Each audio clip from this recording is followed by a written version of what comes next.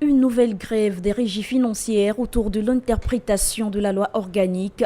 numéro 20/2014 du 21 mai 2015 qui encadre la fameuse prime à la performance budgétaire. Face à ce jeu de ping-pong entre les régies financières et le gouvernement gabonais qui se renvoie le tort, il est impératif que la lumière de la loi éclaire.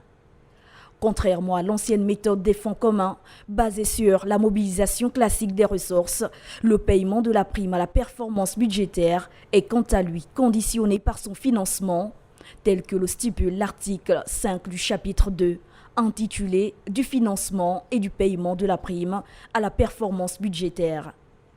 Il apparaît donc évident que la dite prime, pour être payée, doit d'abord être financée selon les modalités de suivi et d'évaluation des ressources disponibles, telles que précisées par un arrêté conjoint des ministres responsables. Si l'article 10, brandi par les régies financières, stipule que le paiement de la prime à la performance budgétaire est versé directement à chaque agent bénéficiaire par les services de la Direction générale de la comptabilité publique du Trésor, l'article 8 ne saurait être moins clair lorsqu'il précise que la prime à la performance budgétaire est payée pour son montant intégral conformément à la clé de répartition prévue à l'article 9 de la même loi lorsque les objectifs budgétaires sont atteints. En outre, le même article 8 stipule également que la prime à la performance budgétaire n'est pas payée lorsque les objectifs ne sont pas atteints.